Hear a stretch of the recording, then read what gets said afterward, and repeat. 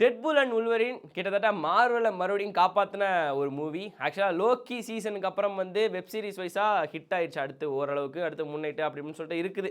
But ஆனா பட வைஸா வந்து பார்த்தீங்கன்னா, மார்வெலுக்கு ரொம்ப ரொம்ப ரொம்ப அடி வாங்கிட்டு இருந்த தருணத்தில டெட்பூல் வந்து உல்வரின் வந்து ரிலீஸ் ஆச்சு. அதில வந்து இந்த வாய்டு வந்து இருக்கும். அந்த வாய்ட வந்து பார்த்தீங்கன்னா, அந்த செட்ட வந்து இன்னும் கலைக்காம அப்படியே வச்சிருந்திருக்காங்களாம். முக்கியமா இன்னொரு விஷயம் என்ன அப்படின்னா, அந்த வாய்டுல வந்து இப்ப ரீகன்ஸ்ட்ரக்ஷன் ஒர்க் போய்க்கிட்டு இருக்குது. என்னடா சொல்றீங்க அப்படின்னு சொல்லி கேட்டதுல வந்து முழுசா பார்த்ததுக்கு அப்புறம் தான் தெரியுது.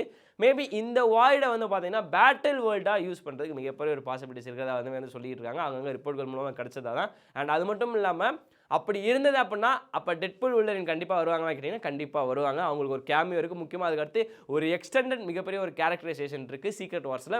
ஏன்னா, அதுக்கு அடுத்து வரப்போறது மியூட்டன்ட் சாகா. ஸோ அதனால வந்து டெட்பூல் அண்ட் உல்வரின் இவங்க 2 பேரோட ரோலுமே வந்து பார்த்தீங்கன்னா, அவெஞ்சர்ஸ் சீக்ரெட் வார்ஸ்லயும் டூம்ஸ்டேல வந்து கொஞ்சம் ஒரு கேமியோ ரோல் மாரி இருக்கும். அண்ட் அதுக்கு அடுத்து வந்து பார்த்தீங்கன்னா, சீக்ரெட் வார்ஸ்ல இன்னும் பயங்கரமா இருக்குன்றதுமே வந்து நமக்கு ஆல்ரெடி தெரிஞ்சிருச்சு. ஸோ அதனால வந்து ரிப்போர்ட் வைஸா வந்து பார்க்க போகும்போது, டூம்ஸ்டேவோட அந்த பேட்டில் வேர்ல்டு பார்த்தீங்கன்னா, இந்த வாய்ட்ல தான் வந்து நடக்க போறதாவே வந்து சொல்லியிருக்காங்க.